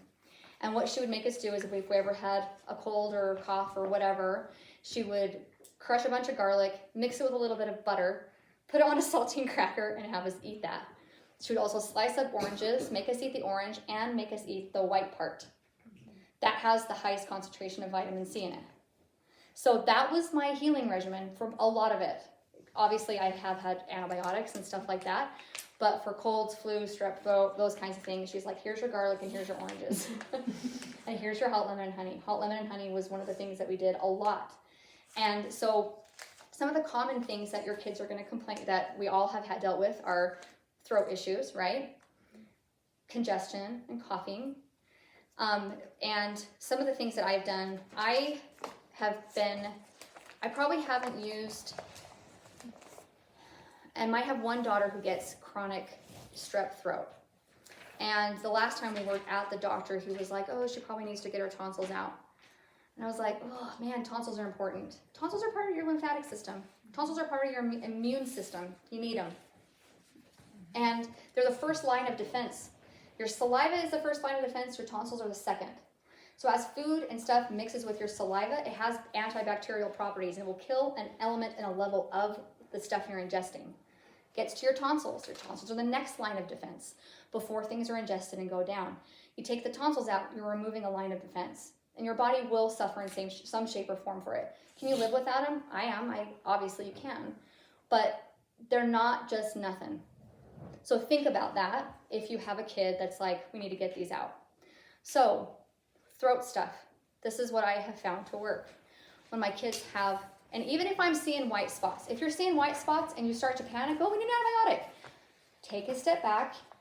There have been studies that have shown that if you use antibiotics versus do nothing, the process of healing strep throat is the same. The length of time, it's the same. It's going to heal in the same length of time. Literally, if you do nothing, it's going to accelerate if you do some of these natural remedies versus taking an antibiotic, which is just going to kill the surface and cause more problems. So, your kid comes to you, fever, sore throat, he's crying. Look at his throat. They're red, they're inflamed, they're white. You start to panic. We got to go to the doctor. Before you do that, try something. Try having them gargle with salt water. Have them gargle with an On Guard solution or clove oil or Thieves if you're familiar with like the Young Living brand. Take a little cup of warm water, put 5 or 6 drops of On Guard in there. Have them gargle, really, really gargle, loud, active gargling 3 times. Have them do that 5 or 6 times a day. They are gargling with that a lot. Have them drink hot water with lemon and honey and a little bit of cayenne pepper in there. If they can't stand the cayenne, just hot lemon and honey. Start to massage their lymph nodes and underneath their jawline. So, one of these products that I really love, oh, I didn't bring it, but Dr. Christopher has a glandular formula. It has the herbs mullein and lobelia in it, which are absolutely fantastic for the glands and the lymph. If you don't have that, use what you have. Use your hands, which are healing. Use a little bit of coconut oil. Use a little bit of olive oil on your hands. And you're going to massage. And you're going to work. And you're going to come down the neck and the throat. You're going to come behind the ears. You're going to come across the bottom of the jawline. And you're going to work on that. Even if you're not a foot zoner, it doesn't matter, but get on their feet. And have your intention be one of healing. Doesn't matter if you know exactly what you're doing. Get on their feet. Massage their feet. Work their feet. Have them take a hot bath. Have them drink lots and lots and lots of hot, soothing teas. Red raspberry is awesome. Chamomile is awesome. Peppermint is awesome. A lot of times with strep, digestive distress comes in. Peppermint tea is going to soothe the digestive tract in the stomach. So you are going to be on them and with them for 3 days, helping them. It is going to be a fantastic experience for you and for them. I've been doing this protocol, what I just told you, for years. Even before I knew any of this other stuff. Other than the mullein and lobelia glandular formula, that's something new to me. Everything else that I've told you, I have been doing for years. I have never had strep last longer than 3 days. I can speak to that from personal experience. It's not something, you are their mom, and you are your own best guide. You have to tune in and be like, have we crossed a line to where what we're doing here is not working and effective, and now maybe we're getting into something that's dangerous? You have to be the best judge of that. I will never tell you, you don't go to the doctor or don't do anything. You just keep at it. But if you are diligent, if you are doing these things consistently, if you're not giving your kids ice cream when they have strep throat, don't do that. If you are giving them whole foods, if you are juicing for them, if you're giving them smoothies, if you're giving them whole grains, if you're giving them live foods, you're not giving them dairy, their chance of healing through that, and now you know if you're giving them distilled water, their chance of healing through that and coming out of that without the dangerous side effects of antibiotics is so much greater. And I can speak to that. It works. It works every time. Works every time. So don't be afraid of fevers. Don't be afraid. Don't be afraid of fevers. It takes an incredibly high fever for a very long period of time for it to cause like a seizure. Fevers have a purpose. Fevers are there to eliminate toxic waste and material from your body. If you stop it immediately, if your kid comes to you, Mom, I have a headache, Mom, I have a fever, and you're like, here's some Tylenol, I am going to challenge you to stop doing that. I know that that's hard. Part of the reason it's hard is because we don't like to see our kids in pain, and we don't want to see us in pain. Their pain makes us uncomfortable. This is not about you. This is not about you. It's about what's happening to that child's body. The overuse of Tylenol and ibuprofen is hurting their liver, it's hurting their kidneys, and it has long-term detrimental effects. There is a purpose in your pain.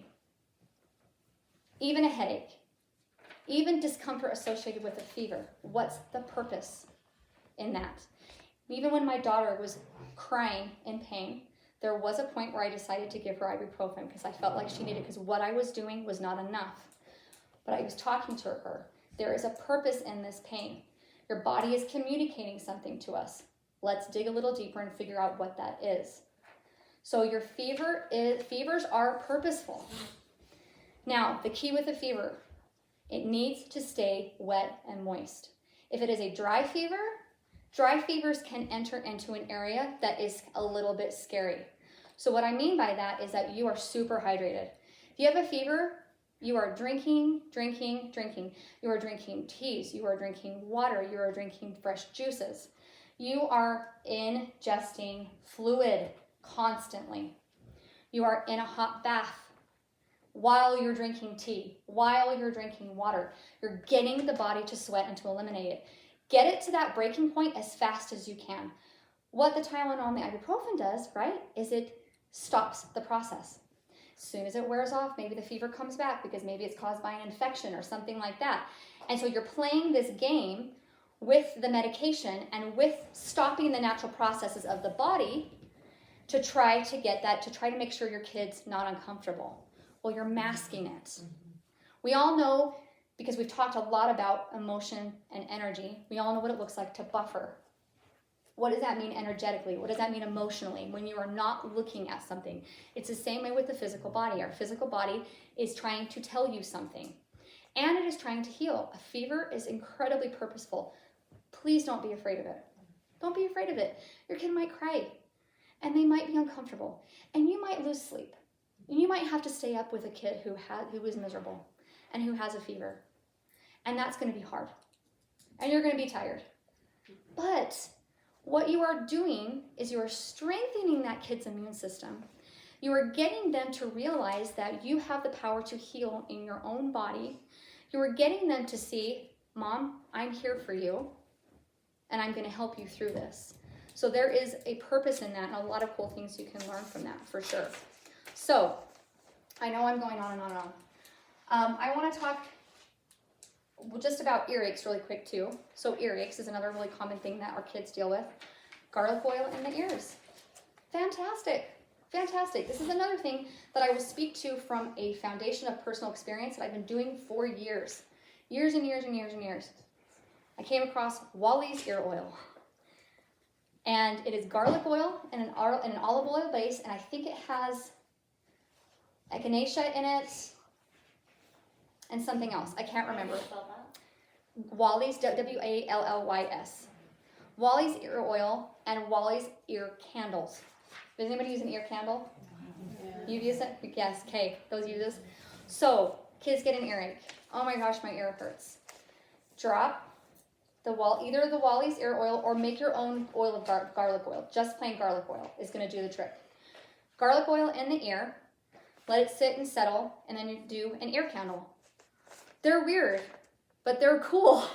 So they're just these gauze that is wrapped in beeswax, these long tubes that kind of are shaped like this, that have a hole in the bottom and a hole at the top. They're probably about this long. And you're going to get a towel or whatever, and you're going to get a cup of water by you. You're going to have scissors, and you're going to have a lighter. So your baby's laying on the floor, bad ear up. Tip of the ear candle goes into the ear canal. You light the top of it. The candle begins to burn down. The steam goes down, or the smoke goes down and into the ear canal and begins to soothe and begins to open and begins to bring that heat down in there. And as the ear candle burns, you just trim off the excess of it, drop it in some water. Hopefully you won't drop it on your kid's face or something, but there's instructions in there, but the ear candles are phenomenal. Yeah, go ahead.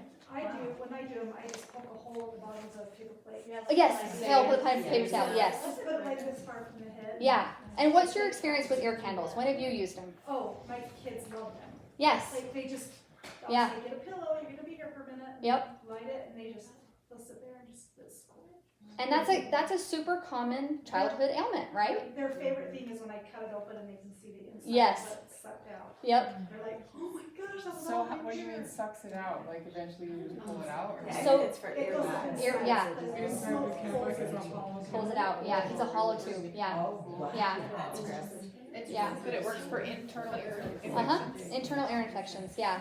So, or you could do the ear candle first and then do the oil. That might be a better thing to do too, so then you don't have the oil in the ear. But again, we have not used antibiotics for earaches ever. Ever. It works. Don't be afraid to try these things that are simple. These things are effective. God designed these things for our use and for a purpose. Herbs are here for the use of man. They were designed to work on our bodies. Yeah. When you've done that, like the Wally's, the oil and the candle, like how often do you normally put them in? So I've used it before, but it's been forever ago. the oil or the candle? The oil. So I will have them lay there for maybe like 10 minutes, and then I'll put like a cotton ball in their ear, and then let them get up. But will you do it like a couple times a day? Probably, sometimes a it day? depends. Like- I would probably do it 3 times a day. Okay. Yeah, I'd probably do it 3 times a day, and then usually in my experience, like you maybe need to do that for 2 days, For a couple days. and then it's fine. Mm-hmm. Mm-hmm. Mm. Do you put the garlic oil on the cotton ball? No, Okay. I put do- it in the 'cause you ear can do that before. too, yeah. Okay, why do you put the cotton ball? Just so that it doesn't, like when it's draining out, you know. Yeah, when it's draining out, you have, yeah. And then the ear candle, do you just kind of do that like once? Or- Maybe depending on if the ear infection is still like active and hurting, then you would do it if they're in pain. But it's super simple and it works. So chest congestion, one of the greatest things that you can do is onions. Onions, you make yourself an onion poultice. So you'll take a couple white onions, chop them up, and sweat them in a pan, and so they start to become kind of translucent. Let them cool completely, and then you can put like a cloth, piece of cheesecloth or a towel or something over the chest, or if you can put them directly on the chest. And I've done this before. You sit with the onions on your chest for as long as you can. Just breathe. Onions are incredibly healing for the bronchial system. You can also make your own cough syrup with them. You get a bunch of onions, put them in a pan, cover them with a raw honey, and let them simmer for like hours. I don't know, maybe like 5 or 6 hours. Let them simmer for a really, really long time. And then you strain the onion off and you have a cough syrup. It's fantastic. It's onions and honey. It's fantastic. Yeah. Super simple things that you can try. If you wanted to level up that cough syrup, you could add, some herbs. You can add mullein to it, which is really great for the lungs.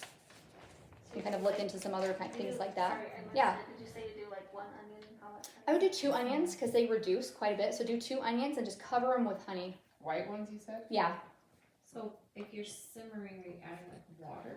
no water. You just simmer. Because the onions will release all that water, and then the honey that's over it will begin to liquefy. How much honey? You just cover it, like I don't know, like so it probably end up being like over a cup, 2 cups, like a lot of honey. Yeah, yeah. So and this is just an experimentation in like what works for you and for your home, and what works and what you have in the house, you know. But you just simmer them on super low heat for a really long time. You don't want it to boil, but you let them sit there and simmer for like 5 or 6 hours. Strain it off, put it in a bottle. Here's your cough syrup. It's great. One other thing, let's talk about eczema. So skin issues, right? Eczema, psoriasis, skin issues. What is the root cause of skin stuff? Allergies? What else? The gut. The gut. If you have stuff coming out of your skin, you have toxins coming out of your skin, it is originating in your gut. You have infection in the gut. You have bacteria in the gut that's unhealthy. The balance of acidity and alkalinity in the gut is not right. So toxins have to find a way to come out. And if you're constipated and they can't come out through the bowels, they're going to come out through your skin.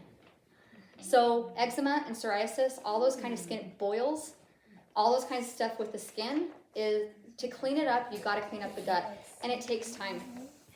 It takes time to do that. But if you are itchy, if you are inflamed, if it hurts, if you're having a hard time, there are things that you can do to soothe that and to heal it from the outside and the inside. Chickweed is a fantastic skin treatment. Chickweed, you can buy it in an ointment. You can find it everywhere. Chickweed is fantastic. So, not chicks smoking weed, chickweed. But it's great. Yes. Plantain is a great one, is another one. Say it again. Plantain. The ones you eat? No, it is a green leafy thing. It's different than the plantain that looks like a banana. Oregon grapefruit, echinacea. These are all really good for the skin. Okay. All right, what about bedwetting? Who has kids that are bedwetters? Okay, bedwetters. Okay. So what in your experience has been like the cause of that? Or what's going on? Why are they wetting their bed? Anxiety, okay? So again, we're looking at this under the umbrella of holistic, right? Anxiety is a huge factor with bedwetting. So what we need to do is calm the nervous system down. Get his nervous system to be a little bit more calm so that he doesn't have that nervous excitement and energy going through him and wets the bed. So that is something that you can do just by talking, just by touching his feet, just by telling him it's okay. All of the things that you know as a mom to soothe and help to calm his nervous system. Also, with kids, I mean, sugar is a huge thing. Sugar is very stimulating and activating, and it's not great for the nervous system. So if he has a lot of sugar in his diet, see if you can cut back on the amount of sugar so that his nervous system can have a chance to calm down and to heal. We want foods to help to tone and to heal the urinary tract and the kidneys. One of the best herbs for the urinary system is juniper. The juniper berry. It is a phenomenal plant. The property that Jamie and I own up in Duchesne is covered in juniper. Now learning about this plant, I'm like, oh my gosh, we are surrounded by magic. Those plants are phenomenal. They're really, really cool. So you can buy a juniper berry extract. You can buy it in a tea if he'll drink tea. Is it a boy? Mm-hmm. Yeah. If he'll drink, it's more common in boys too, bedwetting. Yeah. If he'll drink a tea before he goes to bed, and just talk to him about the healing. That's like so counterintuitive. So I'm like, don't drink after exactly. 6. Okay, well maybe he drinks it at 5. But, Maybe he drinks it at 5 or whatever. Yeah. But as he's drinking this tea, and this is the thing too, have your kids participate in their own healing. Have them start to take ownership of that. You start to take ownership of that. One of the things that I thought was so interesting as I'm listening to some of these lectures, one of the herbalists was talking about the power in making your own preparations. Okay, it's great to go to the store and buy something off the shelf, but what if I buy raw herbs? And what if I learn a little bit about how it is that I'm supposed to use that, and I powder them and I put them and I take them. This is one of my vivid memories of my grandpa. So my grandpa was an alcoholic for years and years and years. Part of his healing was stepping into the world of natural healing. Him and his friends started to learn, and this is in like the 60s, right? And my grandpa, who was a recovering alcoholic, him and his friends, his AA friends, would get together and they would muscle test each other and they would play with herbs and all sorts of stuff. It was, I mean, I just like wish I could be a fly on the wall to see how, the process of these people healing from this addiction by supporting one another through these things. Anyway, I have a memory going into their house and he has a tray on his counter. And it is, I don't even know if it was something that he built, but he has those little gel caps that are open and they're all in these individual little holes, right? And then he has a bag of powdered herbs. I don't even know what it was. But he let us take these teeny little scoops and like fill all the little caps, and then he let us put the tops on. And I remember as a little kid just being like, this is so fun. I was just like, oh, like putting them on there. And that participation in the act of healing, it's stuck with me. So participate in your own healing. This is not only physical, but this is healing generationally. This is healing in so many different ways, in so many different realms. So have him help you make the tea. Show him. Juniper. Juniper, also some other really good ones. Juniper, marshmallow, parsley. Your simple parsley that is used as a garnish on your plate when you go to dinner. That is fantastic. What's marshmallow for? Well, marshmallow for your urinary tract, also parsley for the urinary tract. Like marshmallow? No, so marshmallow.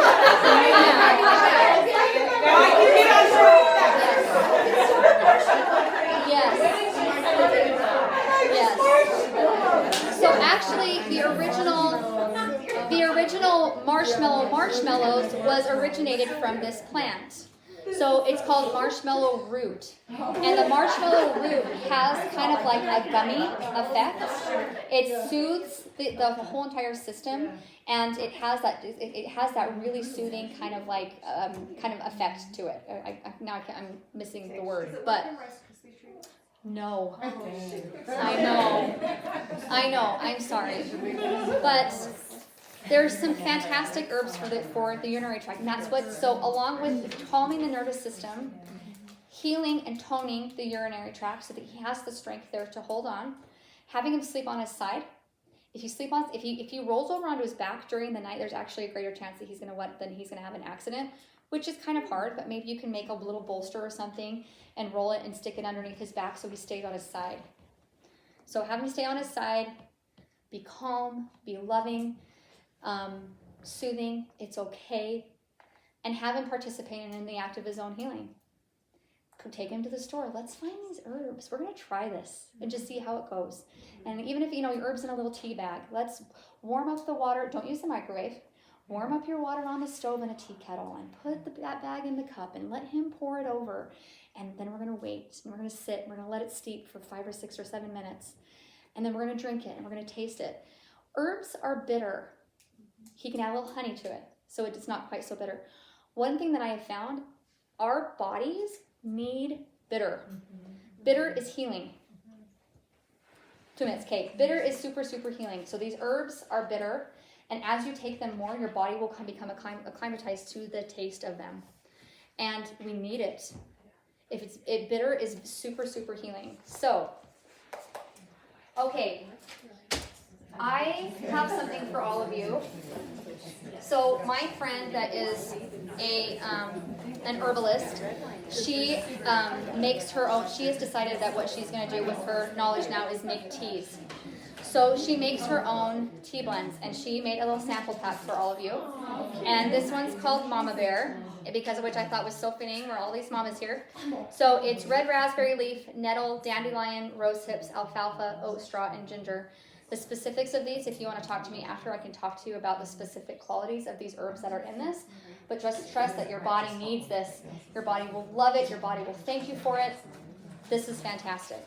So this is a raw herb, right? So in order to make this in your cup, you will need like a tea ball. So you can buy these on Amazon. They're like $2 or $3. There's actually one upstairs if they don't know what they look like. They come in all sorts of different shapes and sizes. and you just put about 1 teaspoon of herb to 1 cup of water is the general rule with the tea. No. But you don't have to be that exact. One of the easiest ways, if herbs are so foreign and so new to you, one of the easiest ways to start to integrate herbal medicine is through teas. It's super easy. And there are so many good ones on the market. One of my favorite is by Herbal Medicinals Throat Coat and Gypsy Cold Care. Those two are fantastic. If my kids are coming down with something, those are the 2 of the teas that I just go to, and we drink a ton of it. What were they? Same again? I don't make my own tea. This is my friend that's an herbalist that makes these. And it's called Gypsy. What- So Gypsy Cold Care and Throat Coat. And you can buy those at Smith's. Does that come in a yellow box? the Uh-huh. coat? Yep. What's the brand of What is the Herbal Medicinals. Oh, so good. And you can buy, like I said, you can buy those at Smith's. Yeah, and it's easy. And they're easy. They're so easy. You can probably even order it. What was the other one? Yeah. Throat coat? I'm sorry. A Gypsy Cold Care. Are they all organic? Yes. Mm-hmm. Yep. Egyptian one that I love. Yeah. There's There's so many great teas. So this is a really easy to start to get herbs into your life and to start and like I said, the best thing for you if you are unsure is to experience it. So try these things. Everything in that bag I've tried. I've tried it because I need to know how it reacts in my body. I need to know what it's like. I need to know that when I put tincture of lobelia on my tongue, it makes the back of my throat itch. And it's supposed to. That's how I know that it's an active, live ingredient. So I want to know these things from personal experience. So if you're like, yeah, herbs, I don't know. Okay, yeah, drinking tea is maybe calming, but it's not going to do anything for me. I just challenge you to experiment with it and to try. Because your body craves this. Your physical body craves things from nature. It craves things that are alive. It wants to heal. And the best way to heal is through natural and holistic and organic and from the dirt sources.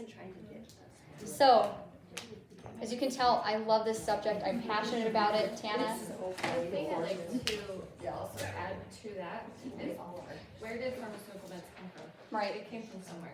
It came from plants. It A lot of wasn't them. just from outer space or whatever Yes. you want to call it, but they came from plants, and then they synthesized it. And I will say one more thing about that I didn't quite get to, is the concept that the whole is greater than the sum of its parts.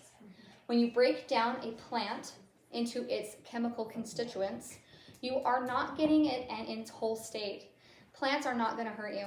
There are very few plants on this planet that if you take them, they will kill you. If you eat foxglove, it's not going to have a good effect. Who even knows what foxglove looks like? It doesn't even grow here. It's not these are safe.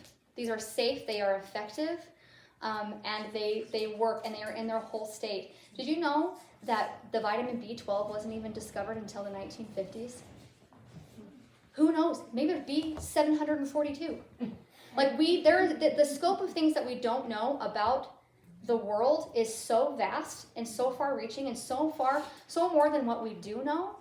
By saying that, I mean that if things in their whole life state, you are getting all of those things. You're getting the B742. You're getting the things that we haven't even discovered yet. And they are designed perfectly by our Creator to work in synergy with each other and with our body. If you take them to a chemical lab and you break it all apart and you're like, nope, I am just going to extract the iron from this. And I'm going to synthesize it, and I'm going to put it in a pill, and I'm going to tell you because you're anemic that you need an iron supplement. It's not going to work. It is going to go through your body. It is not the amount of iron you assimilate from an iron supplement is a fraction than if you were to take it from blackstrap molasses, or if you were to take it from green leafy vegetables, or the herb yellow dock.